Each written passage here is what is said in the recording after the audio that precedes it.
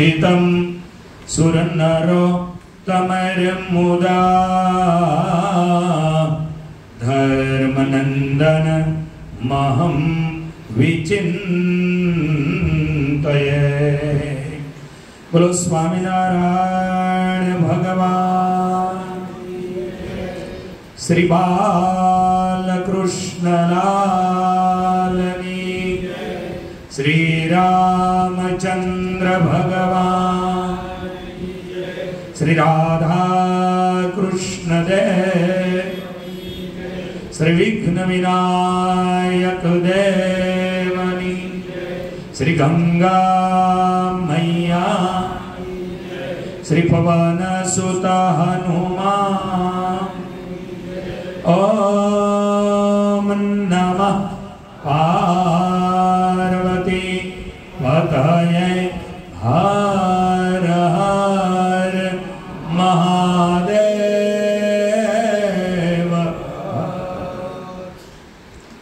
परम कृपाळु परमात्मा भगवान श्री हरि ની અસીમ કૃપાથી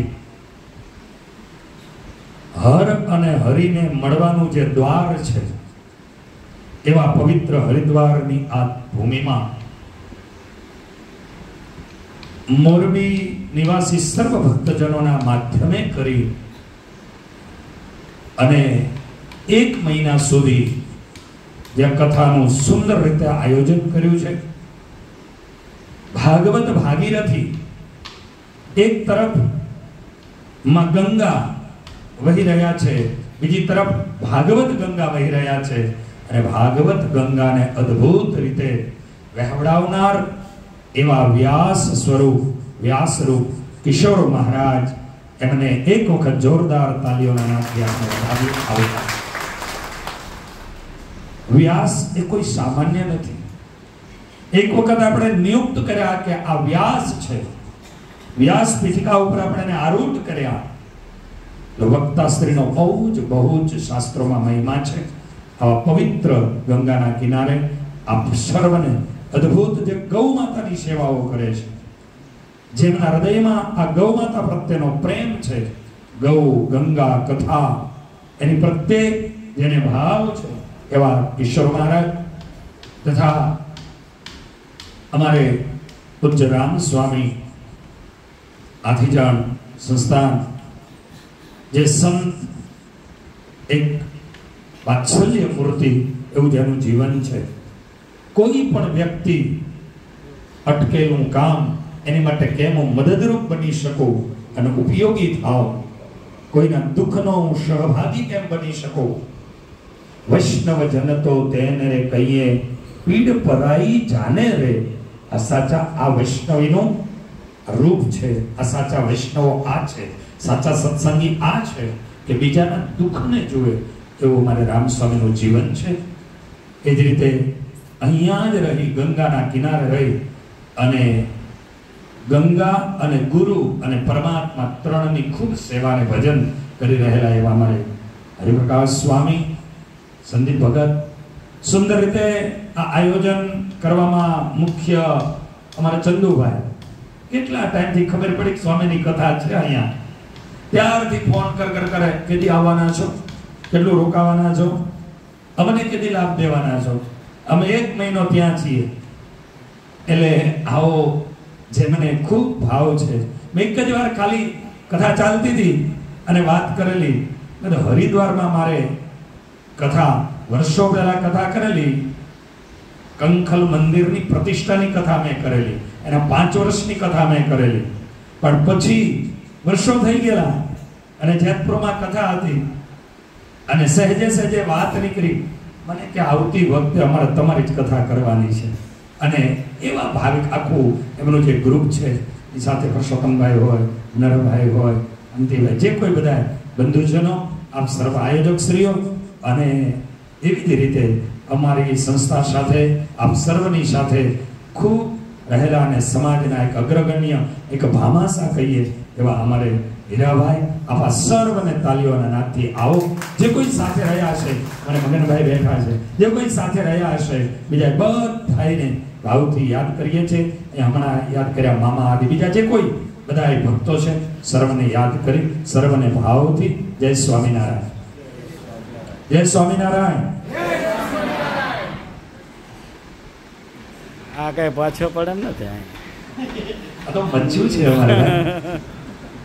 હું કાયમ માટે ગમે તે અમુક લોકો એ બાજુ ભેગા થાય એટલે એમને એમ કહું કે ગૌ માતા કથા અને આપવું હોય તો એની માટે તમારે શીખવું હોય તો એક વખત મોરબીમાં જવું પડે, મોરબીમાં જવું પડે.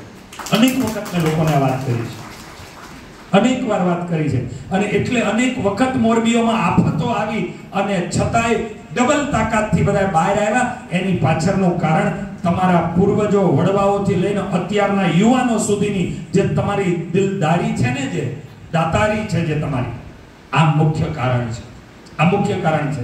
આજે અમે વાત કરીએ, ચંદુભાઈની વાત કરીએ કે હીરાભાઈની વાત કરીએ, એ તો પોતે કહીએ એટલે હેત અને પ્રીતને આ બધા ભક્તોના ખાલી નામ દઉં છું, તરત તૈયાર થઈ જાય. પણ અમે એમ કહીએ કે ભાઈ દિલીપ, આમ સ્વામીજી જે કરવું એ કરી દો.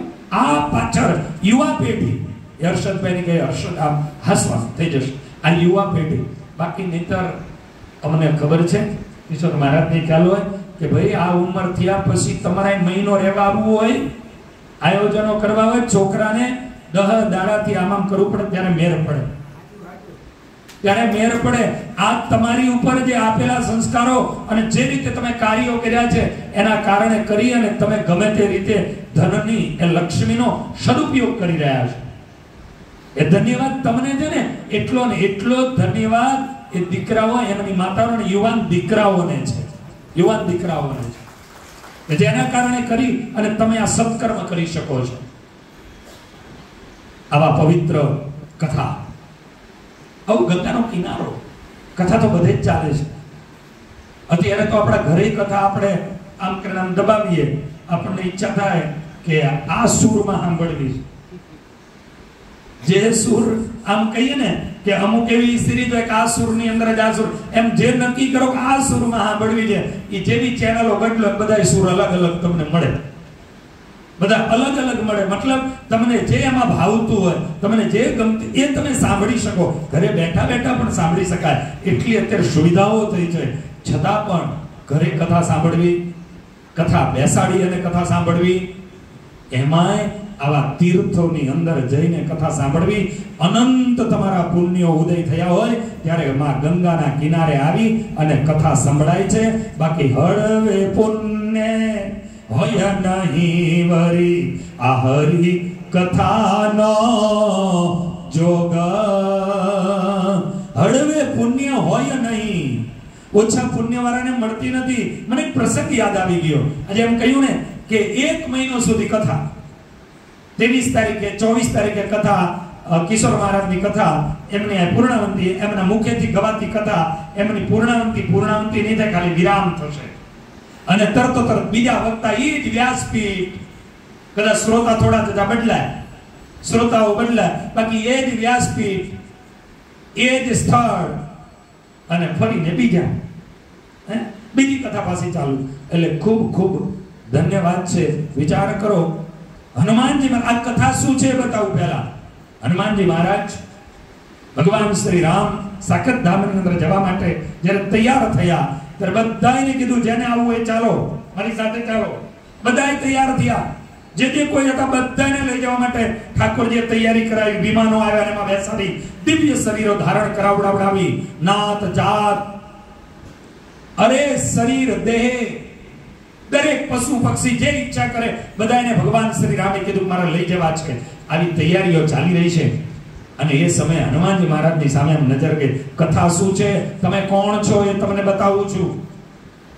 અને હનુમાનજી મહારાજની સામે ભગવાન રાઘવેન્દ્ર સરકારની નજર ગઈ. અને ભગવાન શ્રી રાઘવેન્દ્ર સરકાર મારુતિની સામે જોઈને કીધું, અરે મારુતિ, તમે અહીંયા ઊભા છો?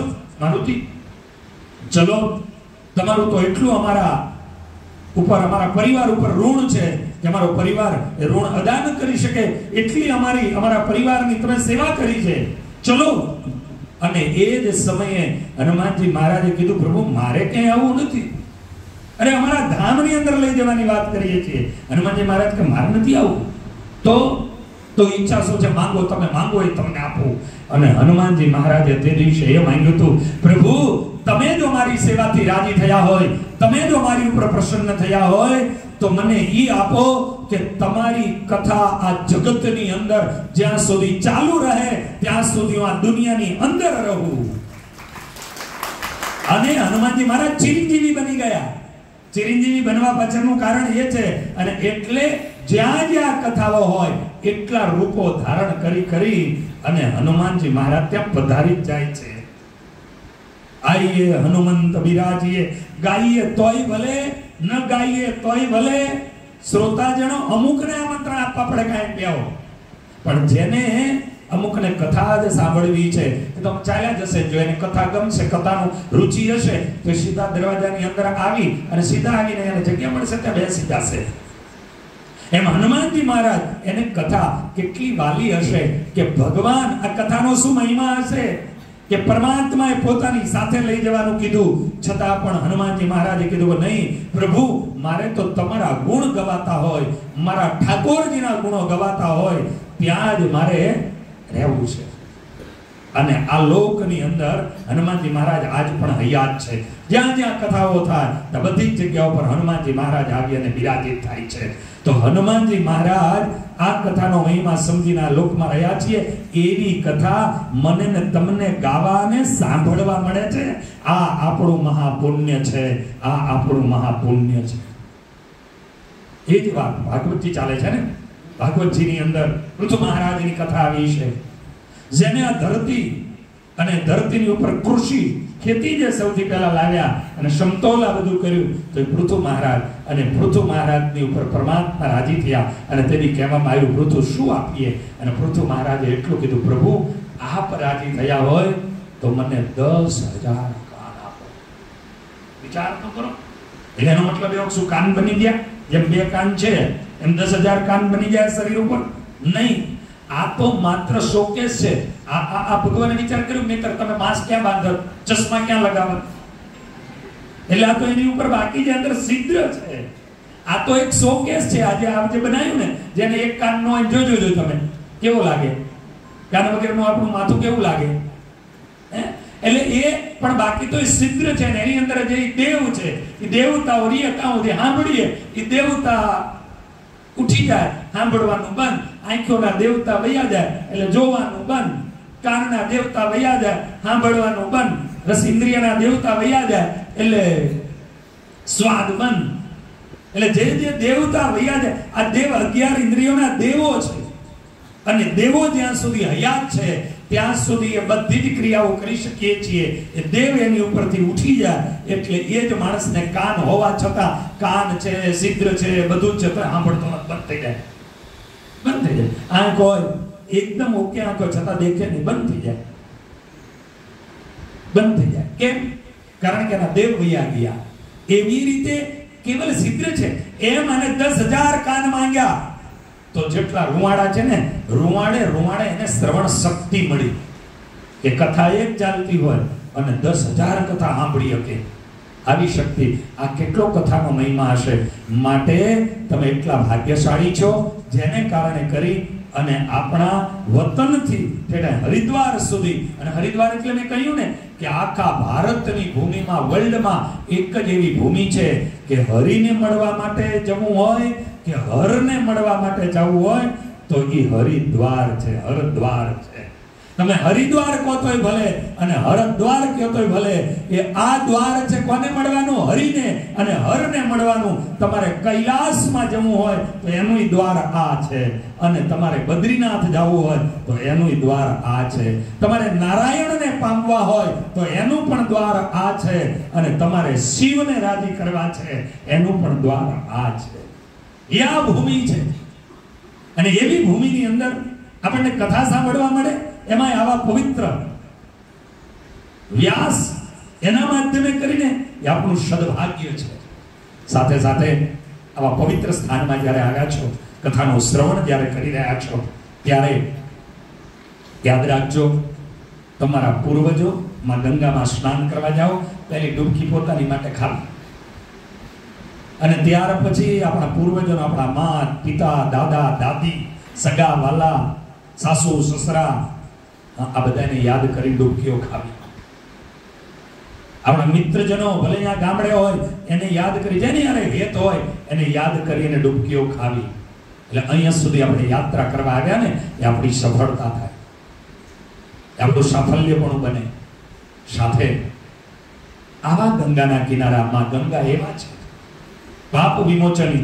એક પક્ષી પોતાના મુખમાં કોઈનું હાડકું લઈને જો ગંગાને પાર આમથી આમ આમથી આમ જાય ને તો જેનું હાડકું હતું ને એ જીવ પણ સીધો સ્વર્ગ લોકને પામી જાય. ઈ ગંગાના કિનારા ઉપર તમે આવ્યા છો. એ ગંગાના કિનારા ઉપર તમે જો એક પક્ષી ખાલી કોઈનું અસ્થિ લઈ અને જો ગંગાની ઉપરથી ઉડીને જાય તો જેનું અસ્થિ હોય, જેનું એ હાડકું હોય, એ જીવ પણ સ્વર્ગલોકને પામી જાય છે. એવા ગંગાજીના કિનારે આવ્યા છો ત્યારે તમારા પૂર્વજોને યાદ કરી, પવિત્ર બ્રહ્મદેવોના માધ્યમે કરી અને ગંગાના કિનારે જઈને તર્પણ વિધિઓ આદિ કરજો અને યાદ કરીને તર્પણ વિધિઓ કરજો. બહુ મહત્વની વસ્તુઓ છે. આજ લોકોના ત્યાં સમૃદ્ધિઓ છે, સુખ છે, પણ છતાં શાંતિ નથી. ભગવાને ઘણો બધો રૂપિયો આપ્યો હોય, આ તો ભગવાનને સંતોની દયા હોય, લે મોજથી તમે આય ફરે કાંઈ ઘરમાં કાંઈ તકલીફ નથી. બાકી અમે એવા દહદાડા ન જતા લોકો મળવા ન આવતા હોય કે પૈસાનો પાર નથી પણ શાંતિ નથી, પૈસાનો પાર નથી પણ શાંતિ નથી. એની પાછળનું એક કારણ તમારા પૂર્વજો પણ છે.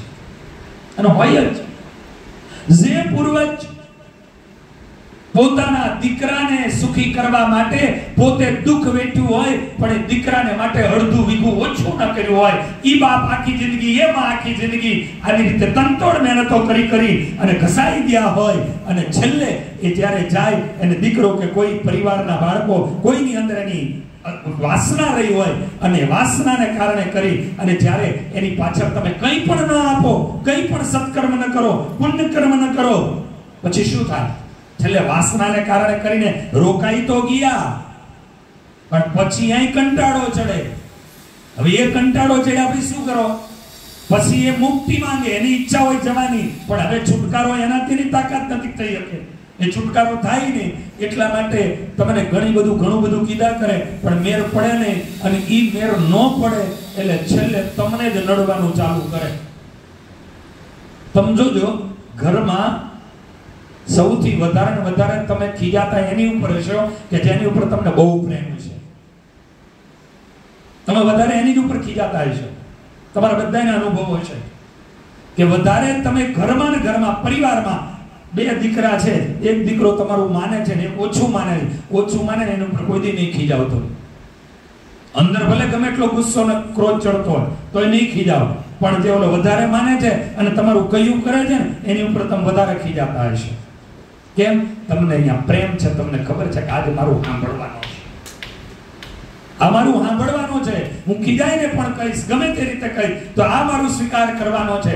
એટલે એ પુત્ર હોય, પત્ની હોય, દીકરી હોય, દીકરો હોય, કોઈ બી હોય, એ જગ્યા ઉપર જ્યાં તમને વધારે હેત છે, વધારે પ્રેમ છે, ત્યાં તમને પ્રેમ પણ એની માટે થાય છે કે આપવું દેવું લેવાનો ભાવ પણ ત્યાં થાય છે અને ખીજ પણ ત્યાં જ થાય છે.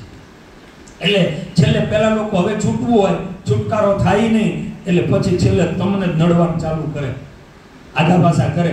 એટલે પછી તમે આમ તેમ દોડો, જો વ્યક્તિ વ્યવસ્થિત લોકો મળી જાય ને થઈ જાય અને તો કાંઈ માત્ર નહીં, ક્યાંય આડાવડા જવું નહીં, આડું કરવું નહીં. આવી ખબર પડે ભગવાનનો ભક્ત ભગવાનના ધામને જ પામ્યો હોય છે. પણ છતાં એને સ્વામિનારાયણ ભગવાને વચનામૃતમાં કીધું કે અસદ વાસના ફરીને જન્મ લેવડાવે એવું નથી, સદ વાસના પણ ફરીને જન્મ લેવડાવે છે. વાસના તમારી કે મારી ત્યારે જ ટકે, ત્યારે જ તૂટે કે પરમાત્માની મને ને તમને ઉપાસના થાય. ઉપાસના એટલે ઉપ વત્તા આસન.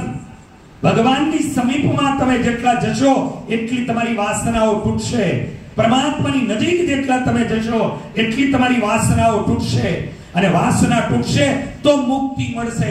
ભગવાન રામને માનતા હોય તોય ભલે, ભગવાન કૃષ્ણને માનો તોય ભલે, શિવને માનો તોય ભલે, ભગવાન સ્વામિનારાયણને માનો તોય ભલે, પરમાત્માના સ્વરૂપને જ્યારે તમે માનો, પણ જ્યાં સુધી તમારી વાસના નથી તૂટી ત્યાં સુધી મુક્તિ નહીં મળે. આ લખી રાખજો. વાસના તોડવી પડશે અને વાસના માટે પરમ કૃપાળુ પરમાત્મા એની ઉપાસના કરવી પડશે. એની ઉપાસના વગર નહીં તૂટે. તમને પ્રસંગ કહું. સ્વામિનારાયણ ભગવાનના અનન્ય ઉપાસક પેથાપુર ગામની અંદર વસતા રાવલ અને પવિત્ર બ્રહ્મદેવ એવા મોટા મોટા સંતોના યોગમાં આવેલા. એનો અંત સમય આવ્યો. સ્વામિનારાયણ ભગવાને એને દર્શન દીધા. વસતા, હા પ્રભુ, કાલે તને તેડવા માટે આવું છું, મારા ધામમાં લઈ જઈશ. આ શું એની ભક્તિ છે, વિચાર કરજો. કાલે તને તેડવા માટે આવું છું. અંતકાળે જરૂર મારે. સ્વામિનારાયણ ભગવાનનો આ કોલ છે કે મારો આશ્રિત બને. એના હાથની અંદર જો ભિક્ષા પાત્ર લખ્યું હોય, પણ મારો સત્સંગી બને તો એ ભિક્ષા પાત્રને મિટાવી અને મારા પ્રારબ્ધ કરીને એને હું સુખી કરું છું. આ એક સ્વામિનારાયણ ભગવાને કોલ આપ્યો. અને બીજો એને ઈ કોલ આપ્યો કે અંતકાળે જરૂર મારે આવવું. અંતકાળે જ્યારે આવે ત્યારે મારા ભક્તને તેડવા માટે હું પોતે આવીશ. સ્વામિનારાયણ ભગવાને વચન આપ્યું અને એટલા માટે એને કીધું કાલે તને તેડવા માટે આવું છું. વસતા રાવલ કે ભલે મહારાજ. એ તો આનંદિત થઈ ગયા. અને બીજો દિવસ સ્વામિનારાયણ ભગવાન તેડવા ગયા. બધાને ભેગા કરેલા અને વસ્ત્રા રાવલ એના શરીરની અંદરથી આત્માને ખેંચો. વાસના એ બતાવવા જાઉં છું. આજે તમે શું કરવા માટે આવ્યા છો, શું કરવાનું છે એ બતાવવા માટે આ કથા કહું છું. બન્યું એવું કે વસતા રાવલ અને એના આત્માને શરીરમાંથી લીધો અને આત્મા લઈ અને પરમાત્મા એમાંથી આત્માને ખેંચી અને દિવ્ય સ્વરૂપ ધારણ કરાવી અને પોતાના વિમાનમાં બેસાડવાની તૈયારી કરે. પણ આ શરીરમાંથી આત્મા જ્યારે નીકળી રહ્યો છે અને ત્યારે વસતા રાવલની નજર પોતાની દીકરી ઉપર ગઈ. પોતે છેલ્લે દેખાવાનું ઓછું થઈ ગયું હતું. પોતાનો દીકરો હતો નહીં એટલે દીકરી પોતાના ત્યાં પિતાજીને લઈ ગયેલી અને પિતાજીની બાપની સેવા કરી. એટલે હું કાયમ કથાઓમાં કહું કે દીકરાઓ તો ઘણા બધા એવા છે કે ભાગ લઈને પછી બાપને આચવતા નથી. અને દીકરી પરણીને પર્યા ઘરે ગઈ હોય ને છતાંય ત્યારે એને ખબર પડે કે મારા મા બાપ દુઃખી છે, ત્યારે એના મા બાપને એમ કે એનું ખ્યાલ ઈ રાખે છે. અને આ દીકરી છે. ઘણી બધી આવી દીકરી. એટલા માટે તો આપણા ત્યાં કહેવત થઈ છે કે દીકરો તો એક ઘરને ઉજાગર કરે, દીકરી બબે ઘરને ઉજાગર કરે છે. દીકરી બબે ઘરને ઉજાગર. આજે દીકરી એવી સેવા કરેલી અને એ નજર છેલ્લે વસતા રાવલની દીકરી ઉપર ગઈ વાસનાએ. અને વસતા રાવલને એટલું હતું કે આહા કેટલી બધી મારી સેવા કરી છે દીકરીએ, પણ એને શેર માટેની ખોટ છે. આટલો જ સંકલ્પ થયો. સામે ભગવાન હતા. એને આટલી એક વાસના જાગી કે મારી દીકરીએ મારી આટલી બધી સેવા કરી, શેર માટેની ખોટ રહી. આટલો સંકલ્પ થયો. ભગવાન એને છોડીને વયા ગયા. આગલા દિવસે જે કહીને ગયા હતા કે તને લેવા આવું છું, જે સ્વયં ભગવાન લેવા આવ્યા, પણ એ ટાઈમે પણ જો એને વાસના જાગી પોતાની દીકરીની અંદર, તો ભગવાન એના આત્માને છોડીને વયા ગયા. સમય જવા લાગ્યો. સમય જતા અમુક સમયે દીકરીના એક દીકરાનો જન્મ થયો. અને દીકરાનો જન્મ થયો પણ દીકરાને ઈ માં જન્મતાની સાથે જ પોતાના ખોરામાં લેવા જાય અને દીકરો કાળી ચીહોટીયું નાખે, ઊંધો થઈ જાય, માના ખોરામાં બેહે નહીં. પછી એને ધાવણની તો વાત એક બાજુ, માંડ કરીને દીકરાને જે તે દૂધ પાઈને એમનામ કરતા 1.5 મહિનાનો થયો. 1.5 મહિનાનો થયો, 1.5 મહિને બાળક પહોંચ્યું. એવામાં સદગુરુ મહાનુભાવાનંદ સ્વામી પેથાપુરની અંદર પધાર્યા અને સ્વામી ત્યાં આવ્યા. એટલે આ પરિવારને ખબર પડી સ્વામી આવ્યા છે, ચલો જઈને આ બાળક 1.5 મહિનાનું થયું છે અને કંઠી બંધાવીએ, એને વર્તમાન ધારણ કરાવીએ. આવો વિચાર કરીને બાળકને લઈને આવ્યા. અને બાળકને લઈને આવ્યા છે અને બાળકની આ સ્વામીની સામે મૂક્યું છે. અને એના દાદા એવું કહે છે, બાળકના દાદા, સ્વામી ખબર નહીં આ બાળક કયા પ્રકારે અમારા ત્યાં જૈન બહુ મોટી ઉંમરે આનો જન્મ થયો, પણ એ બાળક આજ સુધી એની માતાને એ ધાર્યો નથી. એટલું તો નહીં, એની માના ખોરામાં બેસતો નથી. એની માં ત્યાં ખોરામાં લેવા જાય અને કાળી ચીહોટીયું નાખે છે અને ઊંધો થઈ જાય છે, બેસતો નથી એના માના ખોરામાં. ધાવવાની સ્તનપાનની વાત તો એક બાજુ હોય. અને આવી જ્યાં વાત કરે, સ્વામીએ બાળકને લીધું, પોતાના ખોરામાં મૂક્યું. અને પોતાના ખોરામાં મૂકી અને સ્વામી આમ આંખ બંધ કરીને માનવ ભાવાનંદ સ્વામી, ત્યાં તો માનવ ભાવાનંદ સ્વામીએ જોયું, અરે ભગત તમે. સ્વામી એના દાદાને, બાળકના દાદાને કહે છે, આ બાળક કોઈ દી એના મારા ખોરામાં નહીં બેહે, લાવો એને વર્તમાન ધરાવી અને કંઠી પહેરાવી દઉં, ઘરે લઈ જાઓ, આનું શરીર છૂટી જશે. તમે આને ઘરે લઈ જાઓ, આનું શરીર છૂટી જશે. તો કે પણ સ્વામી એ બધું પછી કહીશ, જાઓ લઈ જાઓ. અને સ્વામીએ વર્તમાન ધરાવી દીધા, એના ગળામાં કંઠી પહેરાવી દીધી અને ઘરે ગયા. 5-10 મિનિટ થઈ અને પેલા બાળકે શરીર છોડી દીધું અને શરીર છોડીને ભગવાનના ધામમાં વહી ગયું. એની ક્રિયાઓ બધી પૂરી કરી અને આ લોકો પછી આવ્યા. સ્વામીને કીધું, સ્વામી આવું તો શું થયું? આટલી ઉંમરે અમારા ત્યાં બાળકનો જન્મ થયો, એ બાળક એના માના ખોરામાં બેહતું નહોતું, એનું સ્તનપાન કરતું નહોતું. એ બાળક કોઈ દી એની મને ધાવ્યું નથી અને આજુ 1.5 મહિનાનું અને પાછું તમને મળ્યું અને વયું ગયું. અને તેથી સ્વામીએ કીધું, એ બાળક નહોતું, એ ક્યારેય પણ એની માના ખોરામાં ન બે. આ એ જે દીકરી છે ને, એ જેનો દીકરો થયો છે, એનો બાપ વસ્ત્રા રાવલ પોતે હતો. અને ભગવાન લેવા આવ્યા અને એક વાસના નજર ગઈ કે દીકરીને શેર માટીની ખોટ રહી, ભગવાન છોડીને વયા ગયા અને હગો બાપ દીકરીનો છોકરો બનીને આવ્યો. પણ પોતાને પૂર્વનું જ્ઞાન હતું એના કારણે કરી અને જ્યાં ઓલી લેવા જાય ખબર પડે, આ તો મારી દીકરી છે, આના ખોરામાં કેમ બેહાય, આ તો મારી દીકરી છે. એટલા માટે ભગવાન બધાયના પૂર્વ જન્મ ભૂલવાડી દે છે. આ એની દયા છે, એટલે ભૂલવાડી દે છે. એ વાસના. હું એ કહેતો હતો કે આવી રીતે જ્યારે છેલ્લે શરીર પડવા સમય ભગવાનના ભક્તની આ દિશા થતી હોય તો આખી જિંદગી વાડી, ઘર ને ફેક્ટરી ના કર્યું કરવું જ જોઈએ, કરજો, પણ આવું હારે કરતા રહેજો. પાછા એ કરજો ને આ કરજો એટલે તો ઇક્વલ થઈ જશે બધું. પણ કહેવાનું કે છેલ્લે એ વાસના, એમાંથી મુક્તિ એટલા માટે પરિવારની અંદર થોડું દુઃખ આપે છે કે જેના કારણે કરી પરિવાર આગો પાછો થાય તો વળી કાંઈક એની માટે જો સત્કર્મ કરી અને એટલા માટે જો કોઈ અસદગતિને આપણા પરિવારમાં ગયા હોય, આપણને ખબર પડે એની માટે જ્યાં ત્યાં બીજી અંધશ્રદ્ધામાં ક્યાંય જતા નહીં.